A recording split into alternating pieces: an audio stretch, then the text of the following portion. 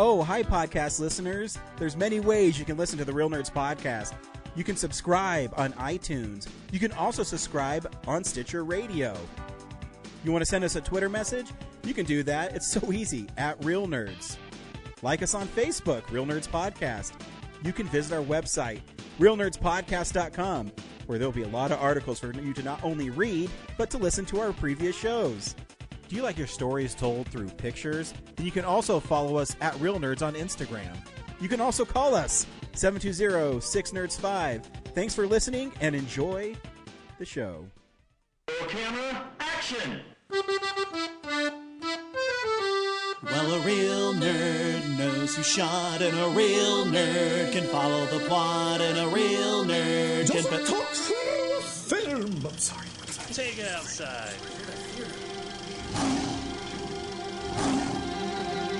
Well, a real nerd knows who shot, and a real nerd can follow the plot, and a real nerd will give it all they got. Lights, camera, action! Real nerds. Hey, everybody. Welcome to a soaring new episode of Real Nerds Podcast. I am Ryan. I am joined by Brad. What's up? And another person? I know, it's like weird that I'm actually on an episode with you guys. Yep. Can't believe it. That's Corinne. Hello. You might hear her on Showtime every once in a while, but she's joining us for our episode this week, which is Superman. Stay tuned. We'll recommend the film or not, play the trailer, and then spoil said movie. We'll talk about the big nerd news of the week, and we'll dive into what we've been watching. We love movies. It's what we do. We love movies. How about you? Very nice. Way to keep the cheer going. Brad, now rhyme, how about you with something about movies?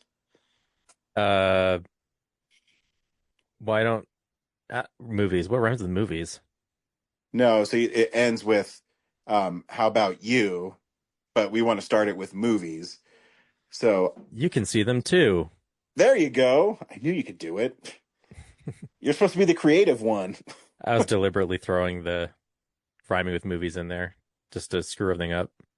Dude, smoothie, boovie, Doovie, doovie, Goovy, loovie. Suvie, How many alphabet letters can we do? Zoovie, Woovie, Loovie.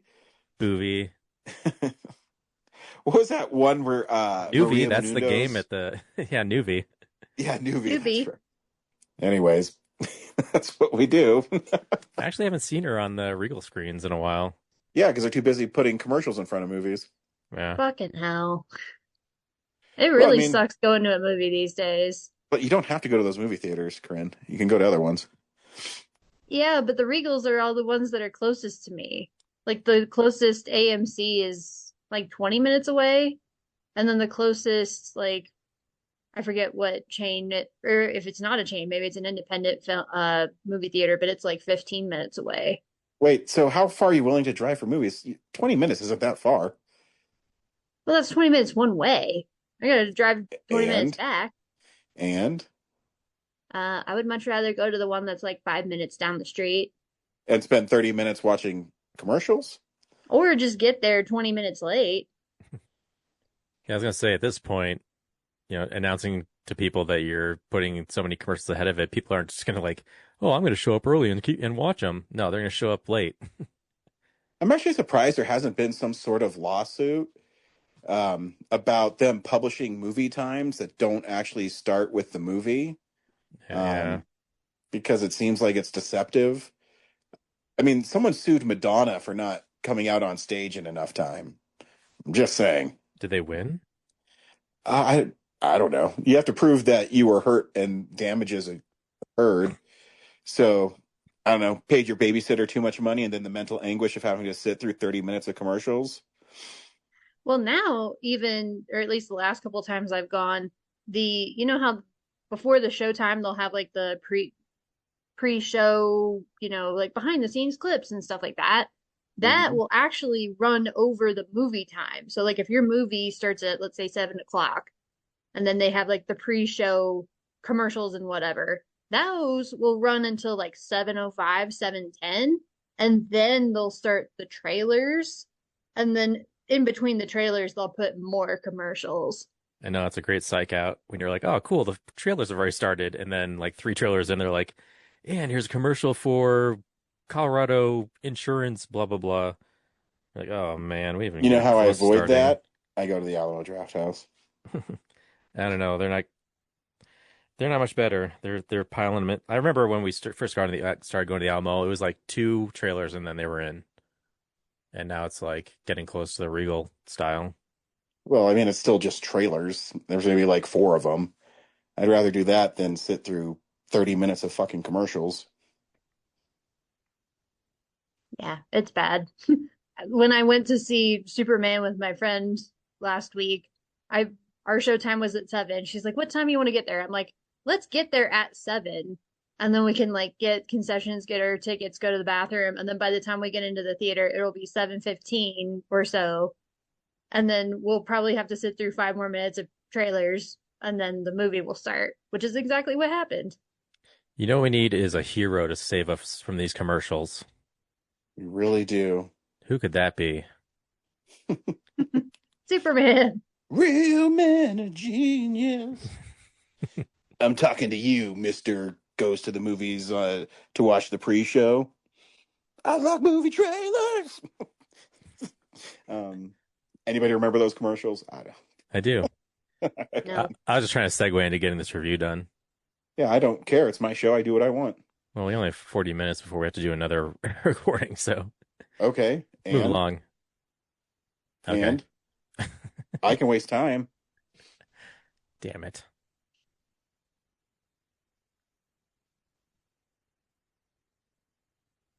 This week we saw Superman.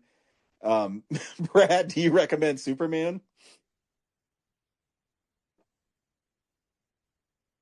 Brad, are you there? Hey, yeah, I can waste time too. Oh golly. Yeah, I'm happy to see Superman having fun again. Yeah, it was a fun time. Corinne, do you recommend Superman? Sure. I don't know. Oh, wow. Corinne doesn't like a movie. Stop the presses. I have complicated feelings about this movie. I'm not saying it's bad. I'm not saying people shouldn't go see it, but I think your mileage will vary. But I think in general, if people haven't seen the movie already, I don't know. Everybody I've heard who saw it liked it. So if you haven't seen it, you probably will like it. Tired of all these Snyder fans bringing us down. I know. I think it's one. I think it's I'm one of not the a best Snyder movies. fan. Shut up, Corinne. This is my show. You do not interrupt me. You were saying, Corinne? I said I'm not a Snyder fan. Oh, yeah, No. you are. You freaking watch Batman v Superman on repeat. I've actually only seen it once. No, on repeat. And you go, oh, man, I love that scene where they talk about Martha. No, honestly, my favorite scene from that whole movie is when Bruce Wayne meets Wonder Woman. And I think that's only in the extended version. Right? No. No, I think, well, maybe it's a longer scene because he does like, I remember in like the regular version, he just like notices her or something, but Definitely meets her at that fundraiser or whatever it is. yeah, Okay. That's the one I'm thinking of. like she's in the vault stealing the information before Bruce Wayne gets to it. Yep. Anyways, this is one of the best movies of the year.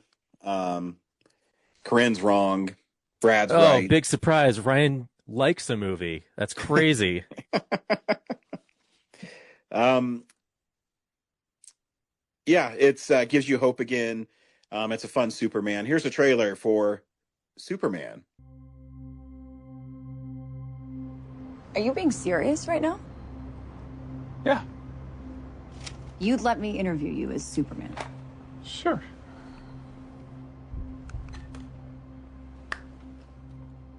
Ready? Let's do it, Cronkite. Superman. Miss Lane. Recently, you've come under a lot of fire for I what know, some it's a might. lot of it's fire, it's a but- lot. Today, the Secretary of Defense said he was going to look into your actions. That's funny.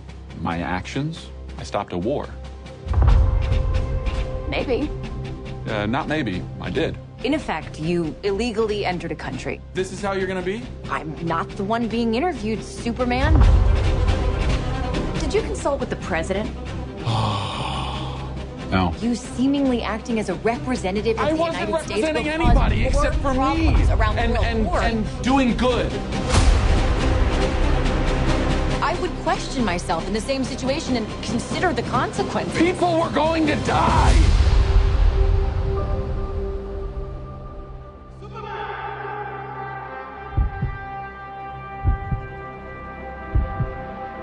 Hey, buddy.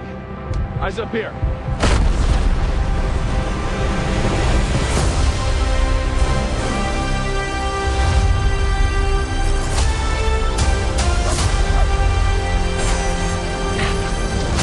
Your choices, your actions. That's what makes you who you are.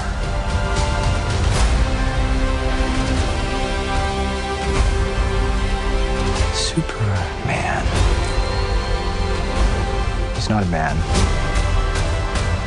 He's an it. He's somehow become the focal point of the entire world's conversation. I will not accept that. I cleaned your boots. I'll go get them for you.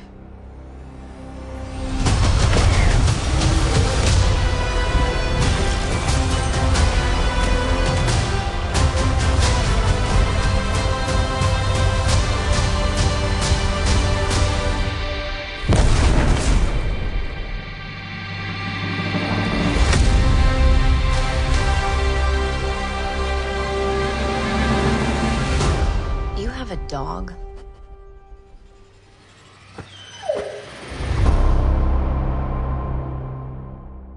Superman opens with Superman being defeated, and it's kind of cool. They give you some title cards to let you know where we are in the Superman timeline, which, you know, is cool because you really don't need the rehashing of his origin. It's like Spider-Man and Batman. How many times have we seen them? You know, we're cool. We know what they do. And we find that he's been, you know, defeated for the first time. We meet Krypto, who's a really fun character. He takes him back to the Fortress of Solitude, where we meet his robot helping friends, and they help recharge him and get him going. But what we've learned is Superman has inserted himself into a conflict in the Middle East, where he's trying to stop a more superior army invading a country that can't defend itself as well. This puts him at odds with his co-worker Lois Lane, because as Clark Kent, Superman is Clark is writing stories that he has exclusive interviews with Superman. Lacking journalist integrity. Yes, but I mean, journalists don't have integrity. Hey. And so he agrees to have an interview with Lois, which creates friction between the two because she presses him on why he does what he does. And, you know, Superman kind of questions it as well. We meet the Justice Gang, which is comprised of Green Lantern, the Guy Gardner one, the one that everybody thinks is a douche.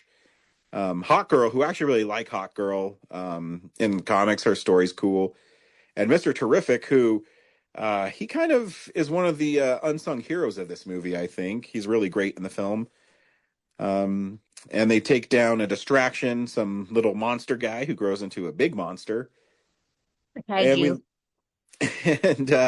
we learned that Lex Luthor is not a fan of Superman. And he has all these plans to get rid of him and turn the people against him.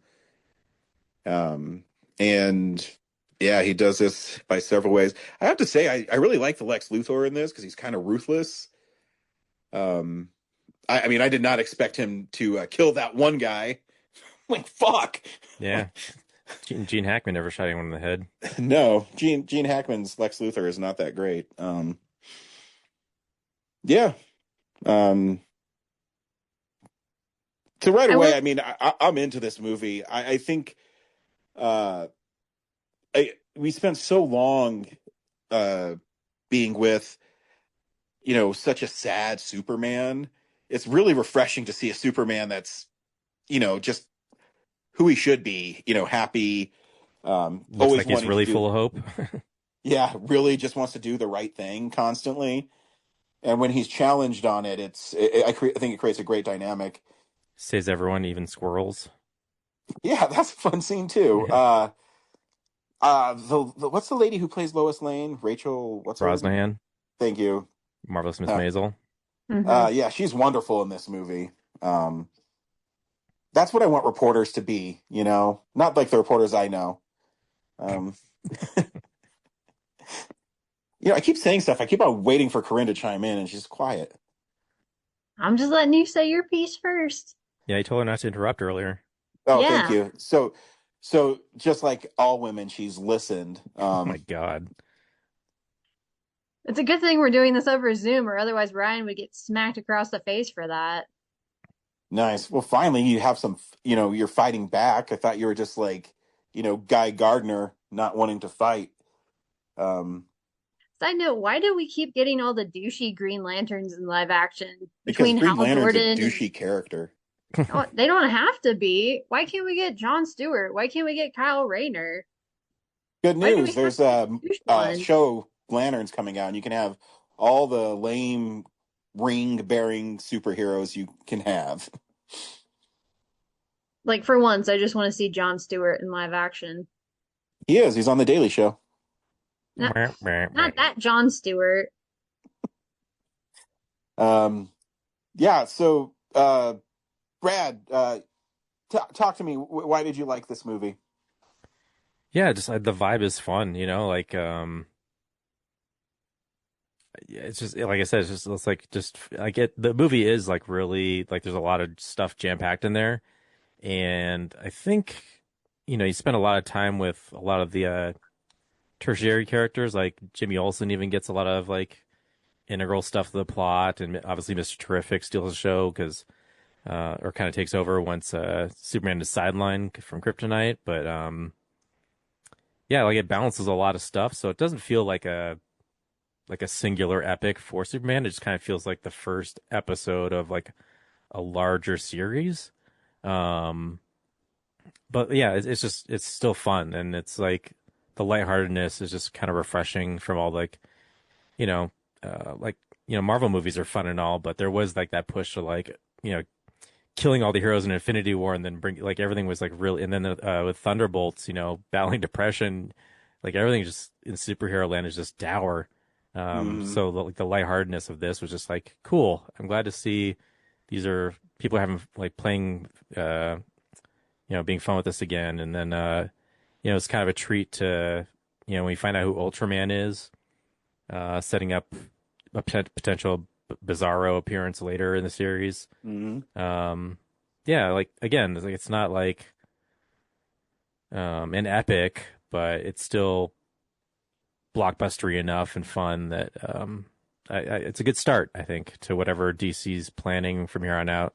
It is like does seem like a slow rollout for this reboot though, because we had like Creature Commandos, and then this, and then it's been like 3 years now since we've been in the James Gunn reboot universe, and so I just kind of wish things would move a little faster. Yeah, I think the problem is they had so many mistakes to make up for.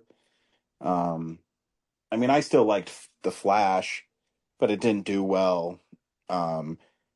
It seems like they were trying really hard to find their footing. Yeah. And finding the right tone. And I think, Superman's a good way to start. When you think about it, Superman's not in that many movies for how popular the character is. Right. Yeah. So I think it's a good start. There's moments in this movie that just get me.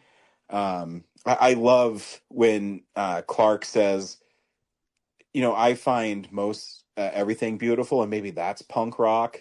Like, that's Yeah. awesome. That's awesome to hear. Corinne, we can't wait to hear why you're a stick in the mud. Well, first of all, it's not like I don't. There are parts of this movie I really enjoyed, and Brad kind of mentioned it. Like I liked being able to see everything in a superhero movie again, like all the Yeah. bright colors. There were multiple action scenes during the daytime. I think it was just the stuff in the Pocket universe that had that kind of dark look to it, and it was like, I can't really see.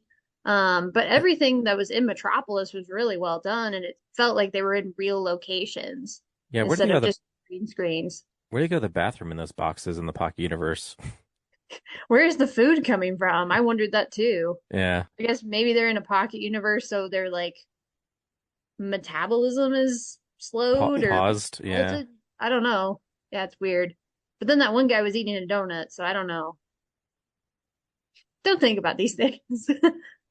Yeah, why do people even still live in Metropolis if it gets attacked all the time? I saw people making that complaint. And I'm like, you guys have no idea. Like in Superman, the animated series, and the whole DC animated universe, Metropolis gets attacked multiple times a week for years on end. This is nothing, you know? The It's Gulf just Coast and Florida get hit with hurricanes constantly. Do people move out of those cities? Nope.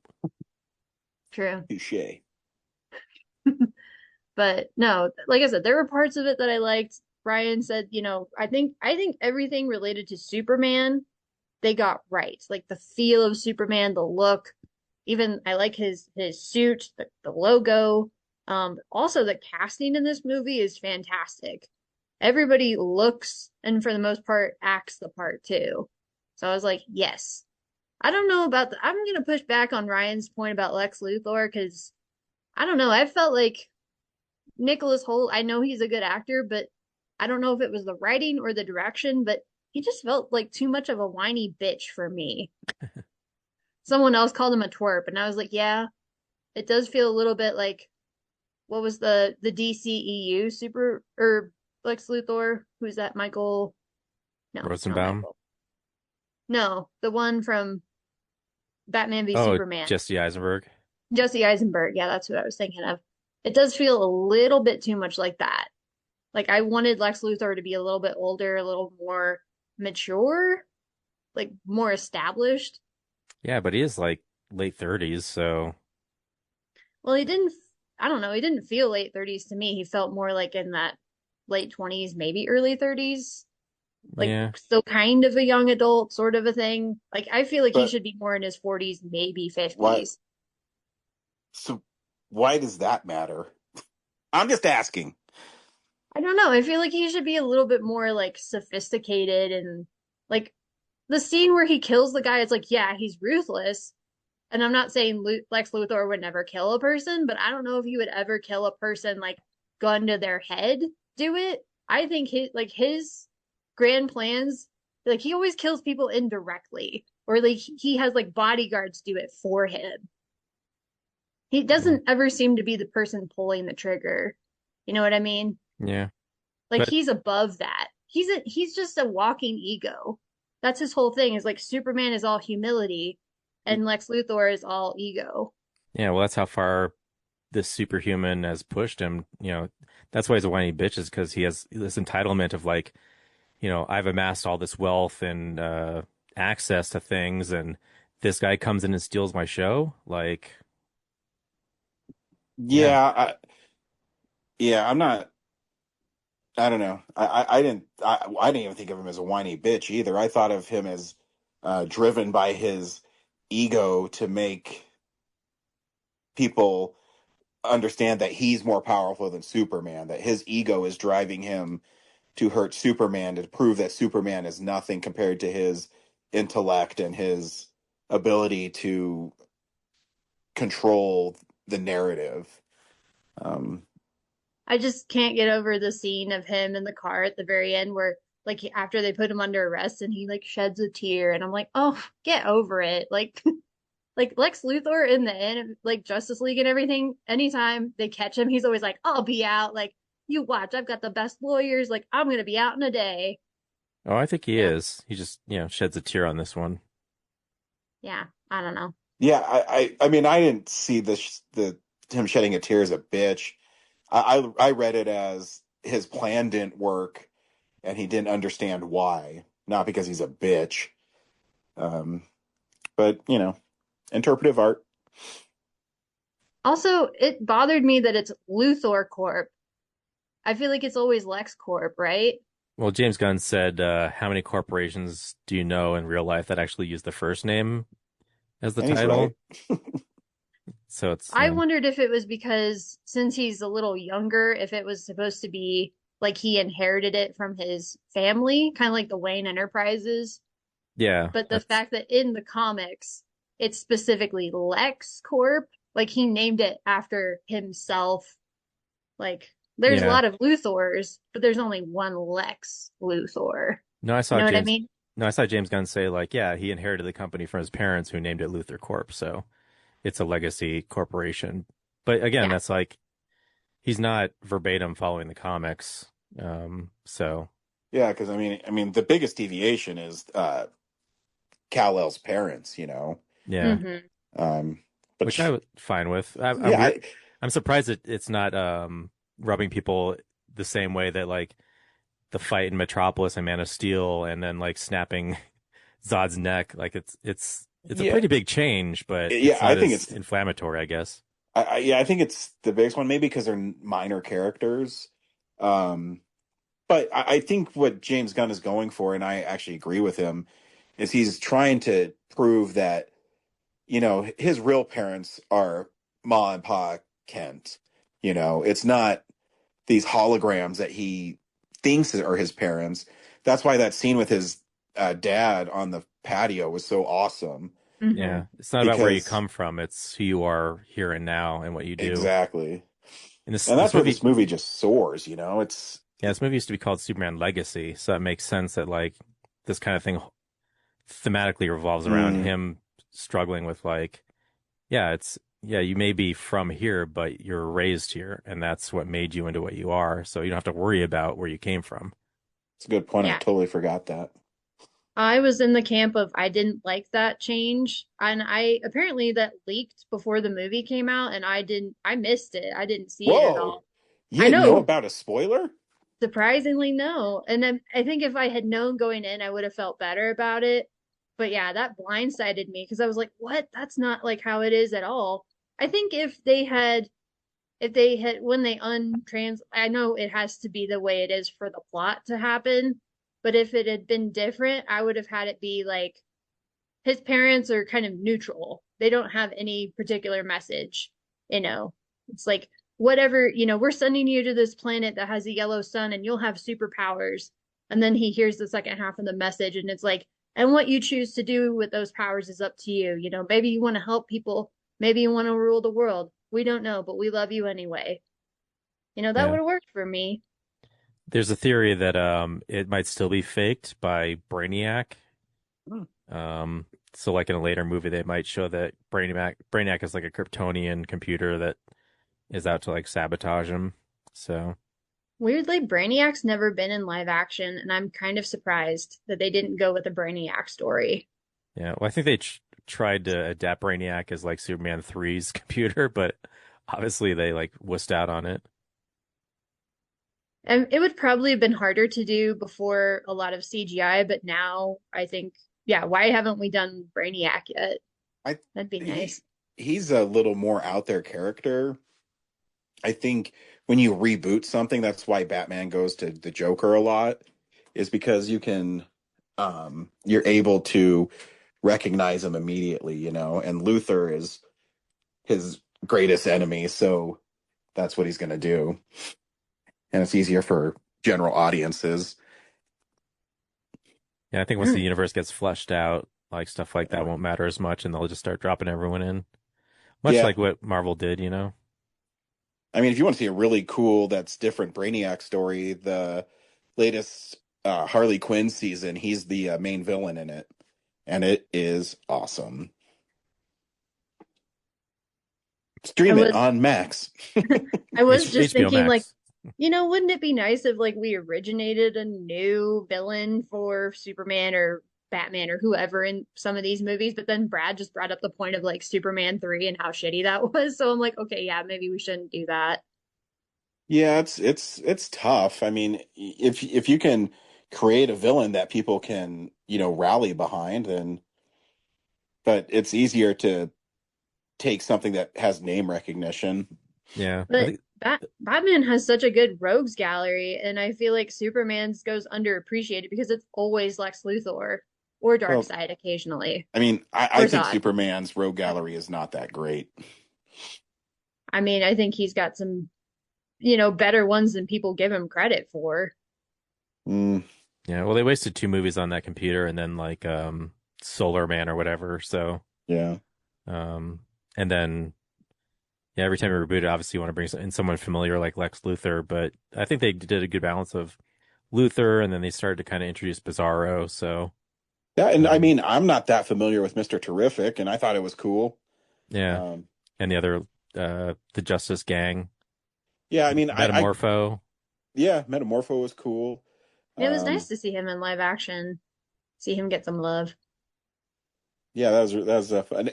When Superman was in that river, I kept on thinking of Inside Out and the little Yeah. like gumball things.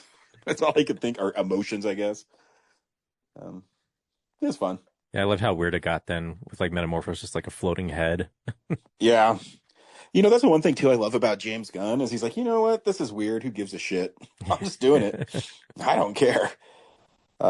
His filmography is fun to trace, because his first superhero movie was Super, Yeah. which is really out there. And then people reminded me that he produced Brightburn, which is like the evil Superman movie. Yep. I believe he also wrote the script for Scooby-Doo. Yeah. So yeah, it's in good hands, and I think they're off to a good start. The introduction of Superwoman, or she's Supergirl, Supergirl. Yeah. was fun. I mean, I don't know anything about that iteration of her, but it's fun because they just dropped the poster today where she has no responsibility. So it'd be fun to see someone that powerful. Just be a hot mess. Yeah, I think it should be fun. Yeah. Yeah. It does feel like they're going for this kind of party girl angle. And I'm curious to see how that plays out because it'll be different from like the CBS CW Supergirl show that they did a couple years back. Yeah. And then, most of the time she's maybe a little bit immature, but she's not like crazy, like partying it up. Thanks for taking So- care of my dog, bitch. Yeah. Yeah. We haven't Yeah. even talked about the secret MVP of the movie, Eve. Oh yeah, Eve Tessmacher. Yeah. Yeah, she's Yeah, I like- pretty cool. I like I that- don't. Yeah. Yeah, I like they worked Tessmacher and Otis back into it. Yeah. Yeah. I love too that Jimmy Olsen is some hot guy that all the girls want. It's funny. Yep. And I did like too that they played up her she's this crazy hot woman, but then you actually find out that she's kind of cool and clever. Yeah. Yeah, that maybe Jimmy made a mistake, so that was fun. Yeah, because you see her at the very beginning and she's taking selfies while I forget, whoever's attacking the city. And it's like, really? Are you that like vain and stupid that it's like, oh yeah, I've got to take a selfie while the city's like going to be destroyed. And then you find out later, like, oh no, that was actually all. If anybody had a grand plan in this movie, it was Eve, not Lex Luthor. Yep. Yeah. And they set it up really well too because they, presented her as this really shallow woman, and he got all the photos of her, and you thought it was just because she has this huge crush on Jimmy, and then they realize that all the plans are behind her. It's pretty smart. Yeah, exactly. So yeah, shout out to Eve for bringing down Lex Luthor pretty much single-handedly.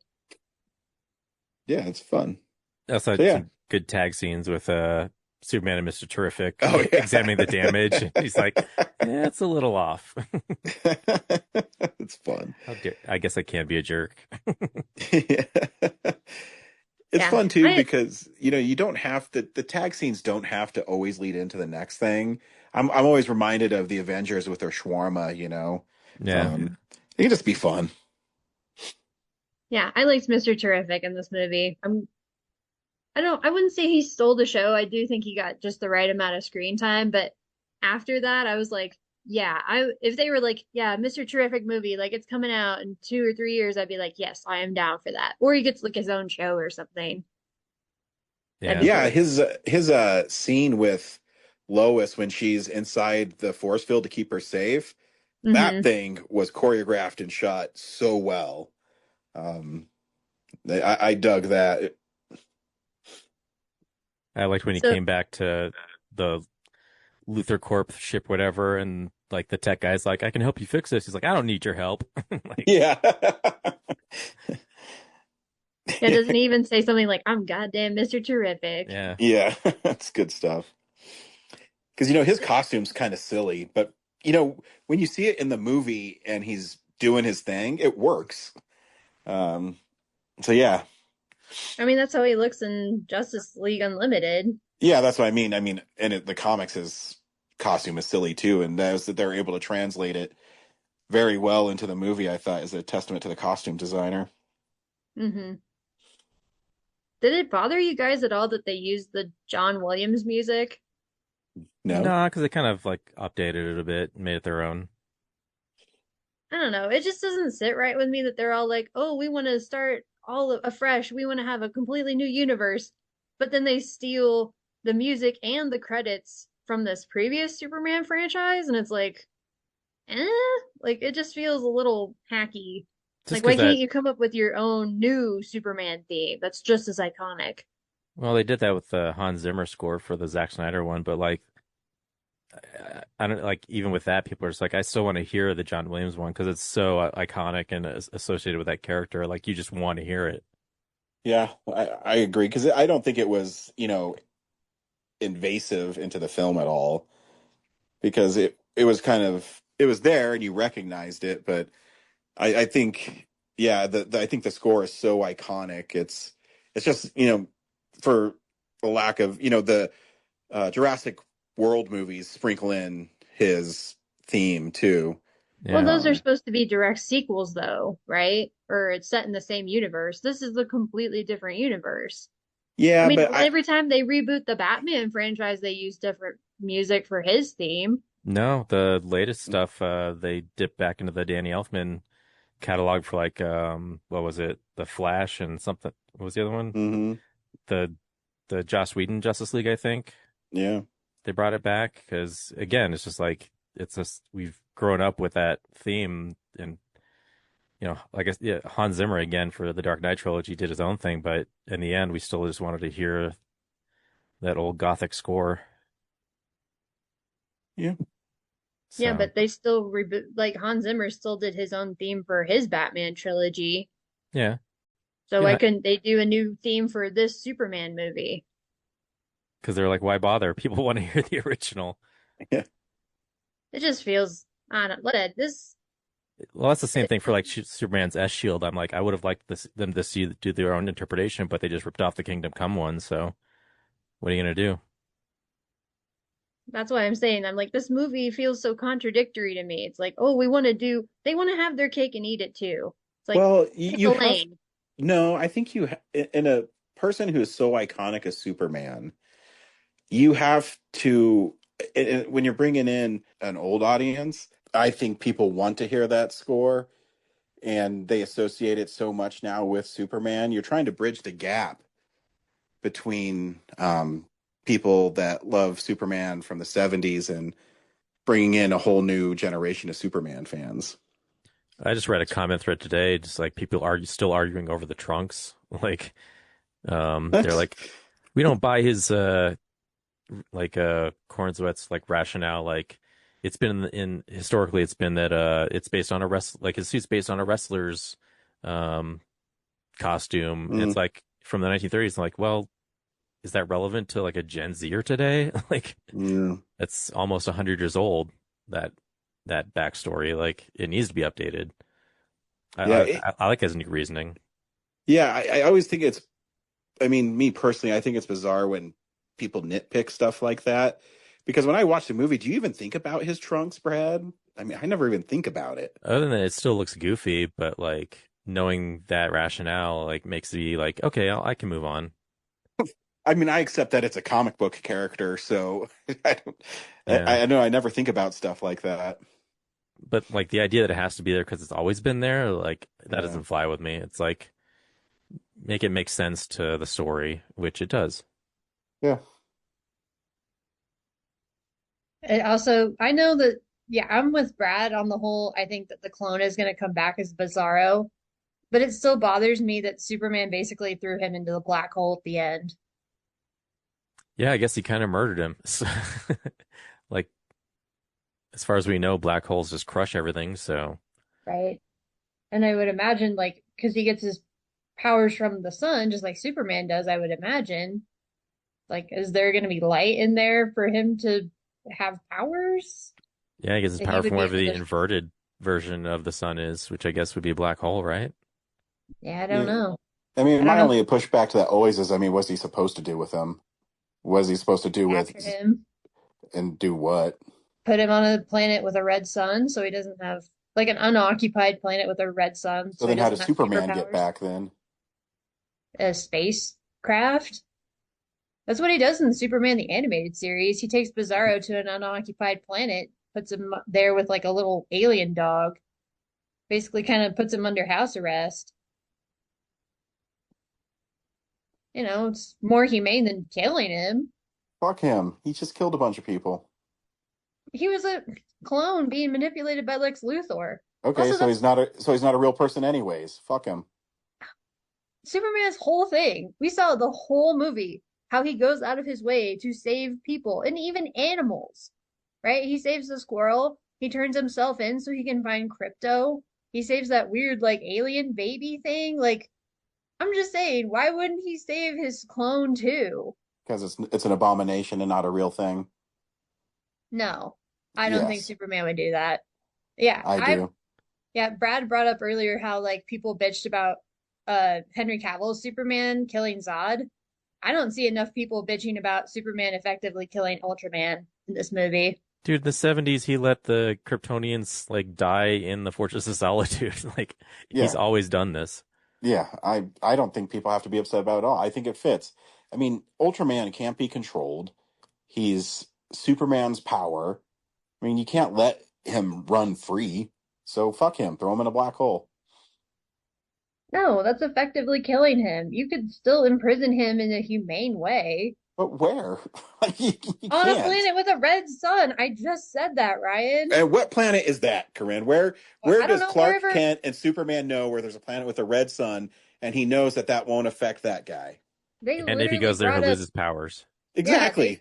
they brought up at the end of the movie how Kara goes to party on planets with red suns. So they do exist and they are able to go there. They have some kind of spacecraft or something. Nope. Fuck him. No, she just Nope. flies there, I guess, or she What? finds an Nope. intermediate planet and like depowers, and then I don't know. Yeah, that's what I mean. Like he's gonna hold him the whole way there. How do you stop something that you can't control? If we That think has about your it too powers. much, we're gonna start thinking about like, well, why doesn't NASA employ Superman to do all the like charting of the cosmos? You know? That's what I mean. Fuck him. Throw him in the black hole. Problem solved. Fuck him. No. Snap his neck because he's gonna kill children. I don't have a problem with it. What? No, no. Again, Yes. it contradicts everything that we see from Superman in this movie, No, it doesn't. which I liked. I liked that he saved the squirrel and that he was running around saving people. Yeah, and he That's his saved whole the Earth thing. by throwing Ultraman, who's a clone of him, who's not a real thing, into the abyss. Nope. Yep. Sorry. You're not changing my mind on this. I know. I don't care. I'm right. You're wrong. I said it. I'm big, you're little. I'm right, you're wrong. I'm smart, you're dumb. Matilda, anybody? Maybe he knows that falling into the black hole doesn't really kill you. It just traps you in like a phantom zone or something. Yeah, it's his version of the Phantom Zone. It just looks cooler than pieces of glass floating through space. Well, they don't say anything about that in the movie, so 'Cause for no all one intents cares. and purposes, he's dead. Good, because no one cares. I care. You're the only person, and everyone I've talked to about this, you're the only person who said, I really care about that clone of Superman that was killing people. I really care that he threw him into a black hole. I've No. I've actually seen another YouTuber make the same point. Okay, sounds good. Hmm. Have them come on my show and debate it, and I'll shut them down too. I'm just saying, like in Justice League, the animated series, when Justice Lord Superman pretends to be real Superman, and he lobotomizes Doomsday, and both Lois and Lex Luthor immediately know something's off because it's like the real Superman would never do that. And when the Justice League later sends Doomsday to the Phantom Zone, Batman calls him out on it. He's like, yeah, you guys all high and mighty, sending Doomsday to the Phantom Zone. Yeah, fuck Doomsday too. He killed a bunch of people. Superman killed Doomsday in the comics. Not in the Justice League series, he didn't. Okay, cool. Well, he killed him in the comics. Okay. He did. I can't believe we're debating over complete fiction I- that you can write any way you want. Like, that's what I'm saying. It's the story. It doesn't matter what we think. Yeah. But Superman, like his whole thing is about like goodness and kindness, and he says in this movie how he believes in the best in people. It's like, wouldn't you think he would apply that logic to his own clone? Yeah. Like, if he I didn't. can choose good, couldn't this guy choose good if given the time and space to be away from the manipulative Lex Luthor? If he wasn't seconds away from a black hole, yeah, you would have saved him. But he was gone pretty quick, so. And then if he saved him, he'd just be fighting his ass off for like another 30 minutes. So. Yep. Like I said, fuck him. Throw him in the hole. And who says he did? Who says he died? Again, like he might. He's tough. He's a Superman. He's probably fine on the other side of the black hole. Who knows? Yeah. And then he'll come back as Bizarro all fucked up. So we're cool. Again, I do think he is going to come back as Bizarro, but for all intents in this movie, he is dead. Like the narrative treats him like he's dead. I feel like it treats him like he's just like incapacitated, like temporarily immobilized. This is a big news story of the week. It's real news. Hey, Brad, did you see the 2 trailers for Mortal Kombat 2?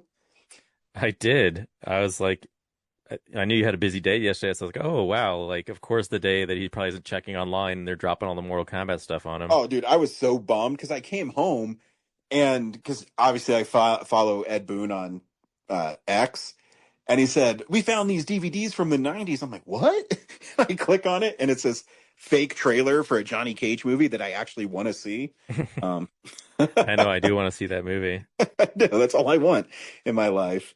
And then today I was in court all effing day, and the real trailer dropped, and it's fun. They're showing up and they're going to kill each other. I'm on board with Mortal Kombat just showing up and killing each other. You know? Yes, I didn't even realize until I read the comics that the lead character of the first movie was the Cole guy, but Yeah. he barely shows up in this trailer. Yeah. So I have to watch it again, but I think he's the guy who's getting killed by Shao Kahn in it. Like, oh, Yeah, people are theorizing he becomes the new Scorpion or something. no. It does seem that they're focusing maybe Johnny Cage is kind of the main character of this one. That's cool. Yeah, no, it'll be interesting because, I mean, they're really dipping into Mortal Kombat lore here because Kung Lao's in the trailer and he dies, obviously, in the first one.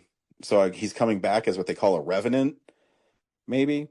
I Yeah. don't know. Well, I have in the There's that games, cool scene right? where There's like an Scorpion's undead in the Kung Nether Lao. realm running around, so... Oh, that's Liu Kang. Never mind. Yeah, no. I barely remember anything from the first movie, so So in the first movie, these people get together and they fight and kill each other. but there's no tournament. I Yeah, remember that's that. fine. Yeah, that's fine. They're building up to the tournament, you know, put on by Shao Kahn. Dude, Yeah. you know what I want in my Mortal Kombat movies, Brad? I want two people to fight each other, and then at one point, one of them gets their heart ripped out, their head punched off, or their spine ripped out. I think I might get that in this movie. Did they rated R this one, or is it still PG-13? Oh, they did. There's a R-Band trailer where Scorpion slices one half of Noob Saibot in half. It's awesome. Yeah. I also saw Kano's back. I thought he died. Yeah. Yeah, so they're really leaning into the Mortal Kombat lore. And you might as well, like, you know what I mean? If it the stories for the games are goofy anyways, just lean into it. Yeah. Do what made them popular as games. Yeah, because even I noticed that the costumes too, when Raiden shows up, he's wearing the Mortal Kombat 2 like game costume. You know, they toned down the realness of the first one a little bit, which I mean, it could work. I don't know. As long as it's not Mortal Kombat Annihilation, I'm on board. And that's the nerd news of the week. We watch stuff throughout the week in a segment I call What We've Been Watching. So, yeah, this is the stuff we've been watching. Corinne, since you had no opinion on Mortal Kombat and you're a lady, Brad, what did you watch this week? Wow. Corinne, what did you watch this week? Well, I mean, I don't remember much from the Mortal Kombat movie, but I was like, yeah, I mean, if Raiden's in it, I'll probably go see it. I don't know. But anyway, did you guys play my Showtime last time about K-pop Demon Hunters? Oh yeah, we totally remembered to play that. For the F1 episode? Yeah, I totally blew it. Missed it. Yeah, we missed it, sorry. Okay, well then you can play it right now. Hey nerds, Corinne here for another installment of Showtime where I tell you all about something cool I've been watching lately. This week I'm coming at you with the relatively new release of the Sony Animations Netflix collaboration, K-pop Demon Hunters. Yeah, so I know it's been out almost a month now, but I heard a few things in passing on social media, and initially I thought it was a series, and I was like, okay, it's not for me. But I heard good things. I heard it was a movie, and I was like, okay, I think I might have to check this out. And then I watched the trailer. I saw like some of the YouTubers I follow, they kind of reviewed it, and I was like, okay, I think I'm actually going to like this movie. And by that point, admittedly, I'd had most of the plot spoiled for me, but I mean, once you get like 20, 30 minutes in, you kind of know where it's going anyway, so it's not the plot is probably the weakest part of the movie for me, but even then, it's still, I had a lot of fun with it. The animation is great, and I love the music. I'm not a K-pop person, like, at all. I think my sisters have some passing interest in K-pop. I'm not sure. They're definitely more into it than I am. Believe me, I had my boy band days back in the 90s. I was both an NSYNC and a Backstreet Boys girl, but K-pop is just not something I've ever been into. And that's fine. That does not detract from the people who do like it. It's just not my thing. But that doesn't mean I couldn't still enjoy the movie. Even though, like, some of the tropes and things, like, went over my head. But, yeah. It was just a lot of fun. The first, 5 minutes or so, 5-10 minutes. I saw clips of it on YouTube beforehand because Netflix put out a promo that was basically the whole opening song number. And I initially thought, like, oh, this is my favorite in the movie. Like, it is a good song and it is still one of my favorites. But in listening to the rest, like, other songs on the soundtrack, like, I don't know. It's hard to pick a favorite now. They're all... Okay, so I like some better than others, but there's like 4 that are all really solid. And I'm like, I'm putting those on my YouTube playlist for sure. The opening number, it's like, Now We Got It or something. I forget what the exact title is. And then we get the kind of I Want song, which is Golden.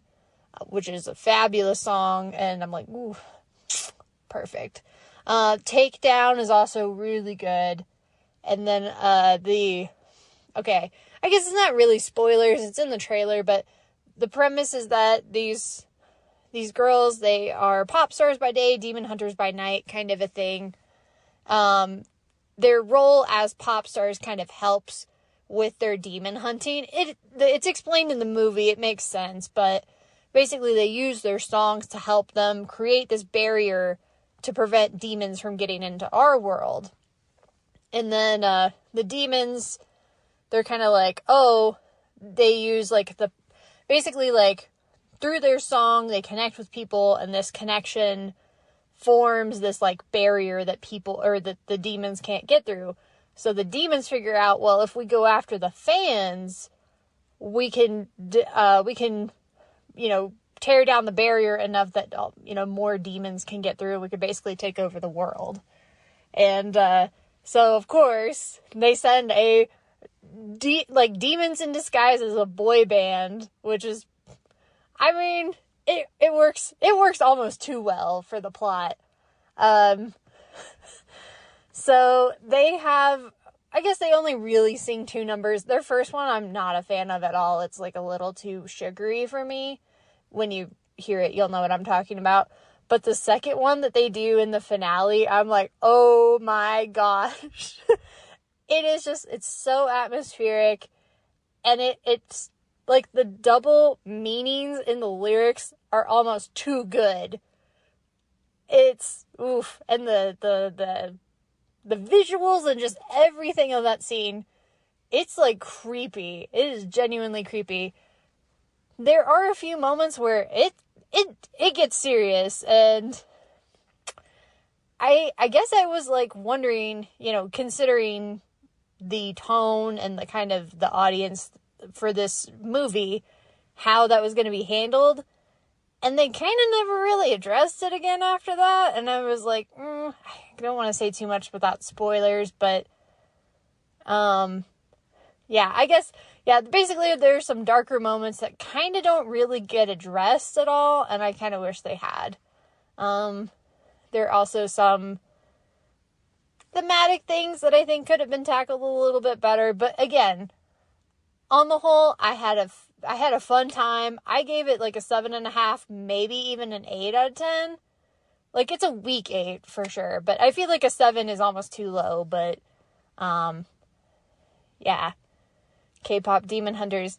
I had no idea I would like the movie this much, but it was solid. Again, it's mostly the music. The music really carries the movie, I would say. And the animation. The characters are fun. The main girl, she's really cool. I liked her. The demon leader guy, not their king, who I thought his design was interesting because he's basically just this flaming mouth, and he kind of, it did work with the symbolism of the mouth gets bigger as he eats more souls, but then at the very end he kind of turns into a face and it doesn't really work. I'm I think the mouth was fine. Yeah, but seriously, all the musical numbers, all the fight scenes, musical scenes, everything about those, perfect. The rest of the movie, meh. I mean, not bad, but again, the fight scenes and the music scenes really carry the movie for me. And admittedly, that is, I'd say about 2/3 of the movie right there. But yeah, the animation for the girls, it is, I hesitate to say anime because maybe that's not exactly the way to describe it, but just a very over-exaggerated faces of just giant puppy dog eyes and the very frowny face. So they're just completely, changing their the size of the eyes and the shape of the eyes and everything like that. It's very cartoonish. It took me a second to get used to it, but once I did, I was okay, I'm on board. But yeah, I don't know if I could recommend it. I don't know how many people, Ryan, he might be okay with it. He might be okay, yeah, the animation was good. something different. It is that Sony animation, so it does kind of have like a Spider-Verse sort of feel to it. But I don't know if he would really appreciate it beyond that aspect of it. Brad or Zach, I don't know. And then just in general, I'm like, I guess if you like K-pop, if you like animation, if you like musicals, you might like this movie. But if you don't like any of those things, I do not know how well you will enjoy this movie if you happen to see it. So, yeah. But it's funny how different movies that I watched on Netflix, because I was looking at like some of the behind the scenes stuff, and it's like, oh, like this director, this producer, these different like the people on the creative team for this movie worked on other Netflix animation movies that I watched, and I was like, oh, okay, like, yeah. I'm like, I feel like I was in on the ground floor with this movie because I inadvertently followed this creative team through a bunch of other projects on Netflix, and now they have this like big hit. So I'm excited for them. I hope that apparently it was supposed to be a TV show initially, and then very early in the production process they decided, no, let's do a movie. So if they end up doing a show, a sequel, a prequel, I am fine with that, because this is, it's different. I mean, it's different enough. Like, it has, obviously, again, it plays into a lot of tropes and things that you would recognize. Even if you're not into, like, K-pop or K-dramas or something, there's still a lot of things you will recognize, but it's still distinct and unique enough that it stands on its own two legs. So I guess check it out if it sounds at all of interest to you. So it's, K-pop Demon Hunters. Again, the soundtrack is fire. So at least check out the soundtrack. If you're not into the movie, that's fine. But do check out the soundtrack because it's baller. So, also, this is the first Showtime I'm recording after Denver Fan Expo. So I just wanted to thank everybody who stopped by the booth. While I was there. I mean, thank you for stopping by the booth in general, but if I happen to meet you and you are listening now, I just wanted to say thank you for stopping by. Also, thank you to Brad and Ryan for letting me pop by and use their pass to come in on Thursday and Friday.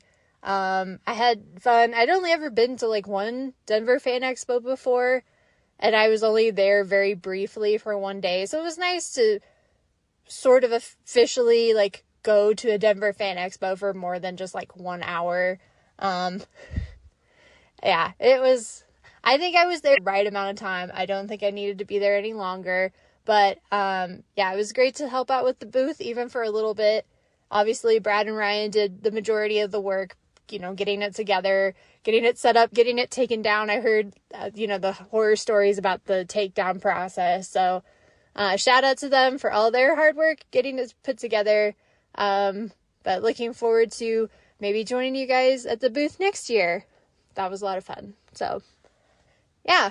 And to anybody who happens to be listening to this, it was great to meet you. And if you weren't there, hope to see you there next year. So, and I will talk to you guys next time about something.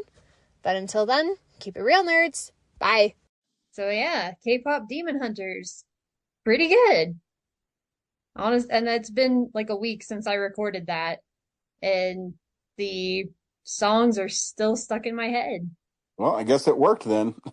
Yeah, I haven't rewatched the whole movie. I've rewatched parts of it, but the animation, the little background details that you notice on like a second or a third viewing, it's like this movie, I think it's going to stand the test of time. It's going to be it's already a big hit, but I'm saying like at the end of the year, like it's going to be on a lot of people's top 10, like best movies of the year kind of thing. So. My favorite K-pop song is one Conan O'Brien did with Steven Yeun from The Walking Dead. You should look for it. It's really funny. I'm not into K-pop at all, so I don't really have much background knowledge on like some of those specific tropes and things that they're talking about Oh, with no. K-pop, but I have idea what it is. oh, well, it's Korean pop music. Well, I know that part. But if you have any kind of passing knowledge of like boy bands or girl bands, even, like the Spice Girls or Backstreet Boys, NSYNC, I mean, I think you'll get some of what's going on. But obviously, I think people who are into K-pop are going to have a greater appreciation for it. But even if you don't know a lot about K-pop, you can still enjoy it. Very cool. So, yeah, like I said, I recommend people check it out. So, Cool. I rewatched I think I watched for the first time The Three Amigos the other night with my roommate, and I kind of expected it to be funnier, but it was still pretty solid. Yeah, It's a silly movie. Probably feels like one of those things was really funny in the 80s, and now it's probably like not. I think forget. it's like silly, nothing like earth-shattering, but I always thought it was a silly movie. Yeah. It felt very, I don't know if grounded is the right word, but it did feel like it took like a weird swerve when they go into the desert to look for like the invisible man and the singing bush. It's like, okay, this is in a completely different genre of movies. Like, why does it feel like we treaded into, I don't know, Monty Python or something? But then everything else felt more or less like realistic. But I did like my favorite joke in the movie was when the kind of main love interest who recruits them to help save her town, she's talking with the other ladies, and they ask her, "Oh, so which one do you like the best?" And she's like, "The one that's not so smart." Like, which one is that? You're gonna have to narrow it down and be specific because that's all of them. So, yeah, but no, it's some of it still holds up pretty well, but yeah, I kind of was expecting it to be funnier. But maybe it's like you said, like it's a kind of older movie, so a lot of the jokes have been ripped off in other movies, and today it doesn't feel as fresh as it did then. Yeah. But honestly, I'm surprised there wasn't anything really offensive in it, considering that it's like a bunch of white guys and it's set in Mexico. Well, it helps that all those dudes in there are stupid, so. Sure. But I mean, I don't know. Yeah, there wasn't anything overly offensive in it. No. It's, like I said, Steve Martin and Martin Short are just dumb. Like, they definitely play dumb well. I can just imagine like the scene in the cantina when they arrive and they start doing like their song and dance number. I just imagine like all those background extras were like, I have to try really, really hard not to laugh at everything that's going on. Just their dead serious faces was perfect. Yeah. So shout out to all the background extras and the, the actors who had very few speaking lines. They did great. And also I know a lot of listening are today. Oh yeah. And not the main bad guy, but his lieutenant, El Guapo, he's like the main bad guy, and I forget what his lieutenant is. But the lieutenant's actor, I was like, he looks vaguely familiar. And we looked it up, and it was the guy who plays Betty's dad on Ugly Betty. And I'm like, oh yeah. And then after that, I couldn't, like, the whole time I just kept thinking, Betty's dad, no, what are you doing? And if Brad and I ever watched an episode of that, we'd agree with you.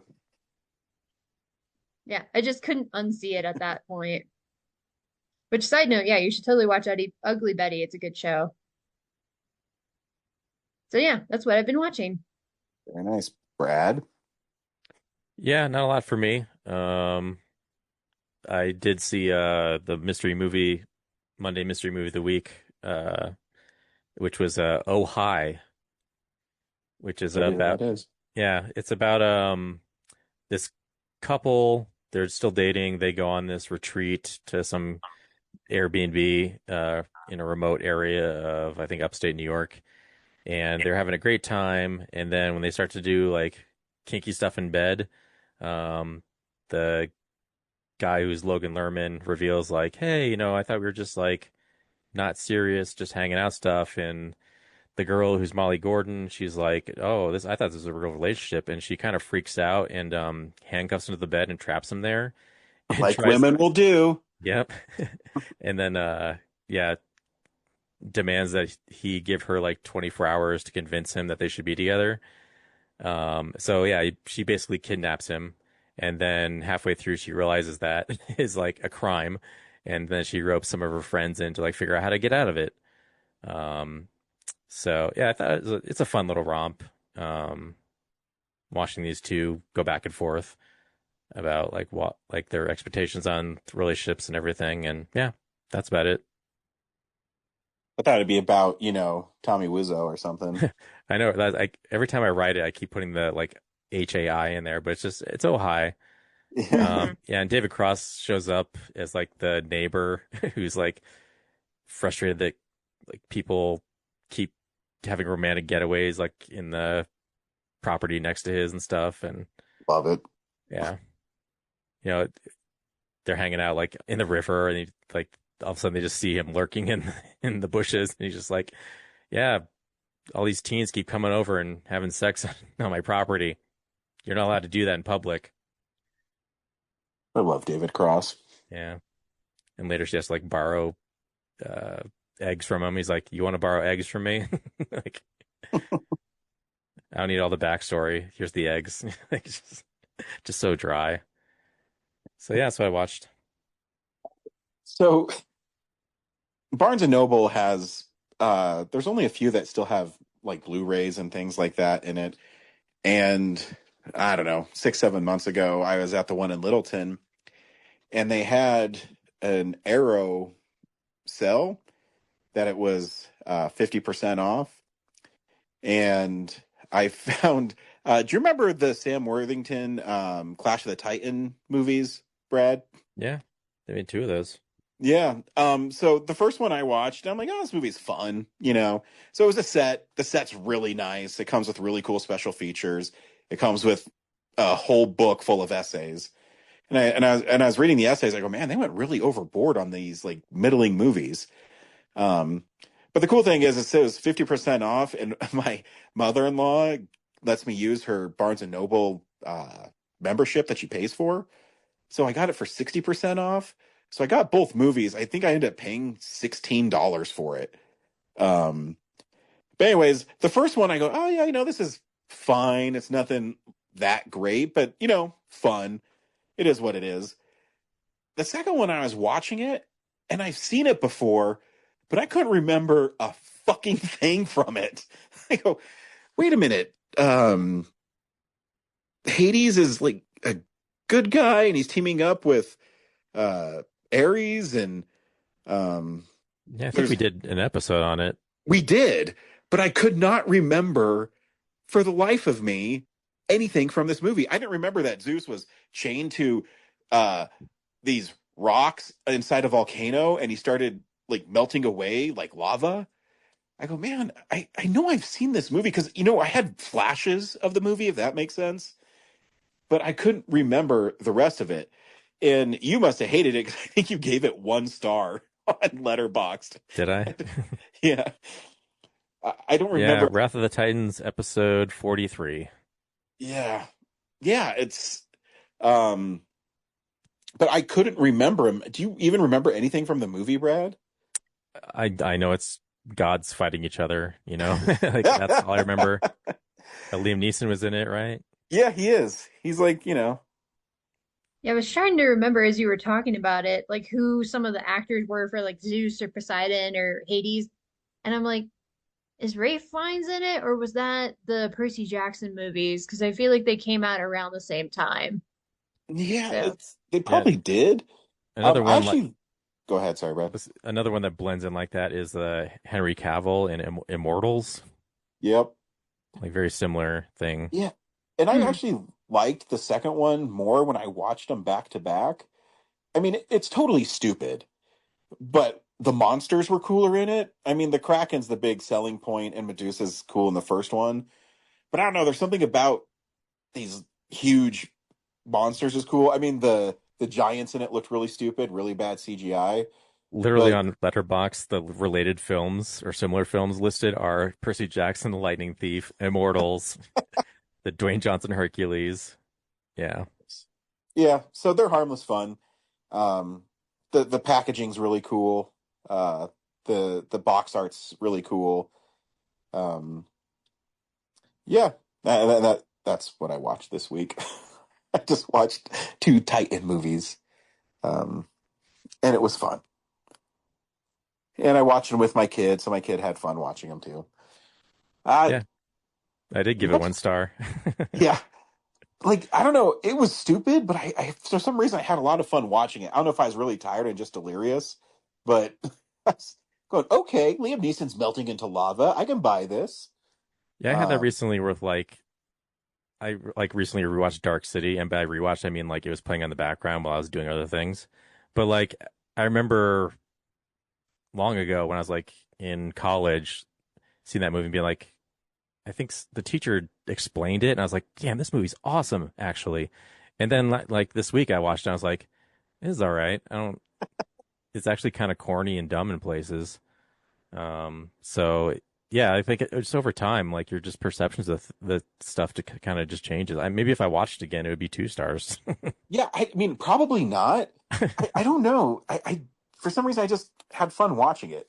I And I feel think like that's a lot of it has to do with your expectations for a movie. Like if you go in expecting it to be great, and it's terrible, or it's just kind of like, eh, then obviously you're going to be disappointed and you're going to think it's worse even.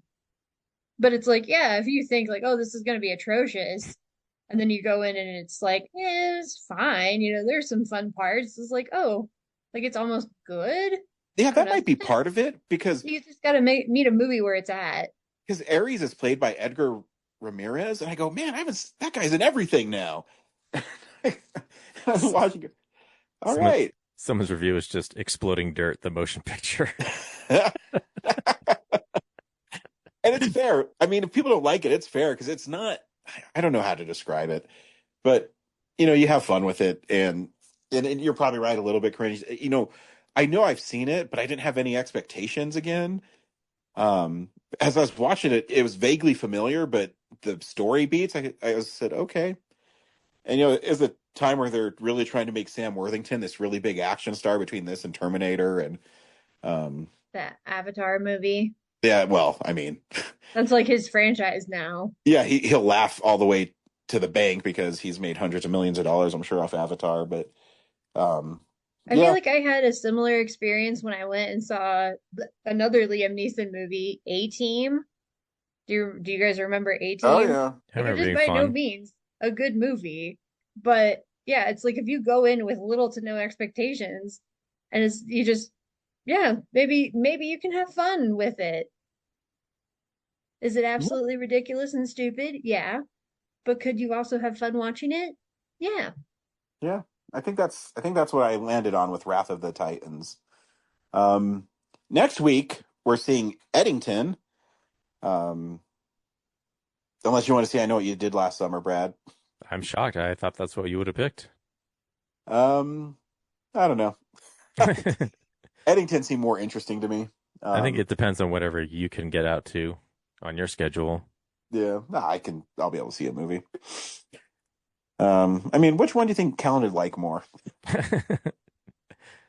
Jujutsu Kaisen, Hidden Inventory, Premature Death. He'd like that one. Yes. Or take him to Ghibli Fest. That's probably is. I think he does want to see Totoro. I think that is this week. It is, yeah. Yeah, that's an anime, and I check Box Office Mojo every day because I don't know, it's a habit of mine, and that anime is making a lot of money. So what do I know? I know it's very popular. So You're talking about Jujutsu Kaisen? Sure, whatever it is. Yeah, I mean it's a big franchise right now. I think it's about where Demon Slayer was a couple years ago. It's very popular. And I'm sure if I ever saw any Demon Slayer, I'd be like, "Yep, that exists." Demon Slayer's not bad. I've never seen Jujutsu Kaisen, so I can't say, but I know that a lot of people online talk about it. It's in the zeitgeist. Yeah, so stay tuned for that. Corinne, thanks for coming on the show and letting me abuse you for a little bit. Well, I was fun to join you guys. I figured we would have some lively discussion. For sure. And until next time, we'll see you at the movies. Keep it real, nerds. Real nerd knows who shot at a real nerd. Can follow the plot and a real nerd will give it all they got. Lights, camera, action. Real nerds.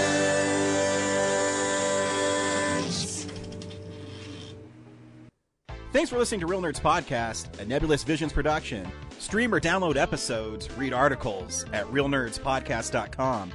Stream us on Apple or Google Podcast, Stitcher, Spotify, or iHeartRadio. Follow us on Facebook, Real Nerds Podcast. Twitter and Instagram, @RealNerds. Watch us on YouTube, Real Nerds Podcast. Email us at realnerds@gmail.com. Call us at 720-6nerds5. Thank you to Sparks Mandrill, Mike at Plan 9 Studios, and Belonium for all of our groovy theme songs. And that's how you fucking do it!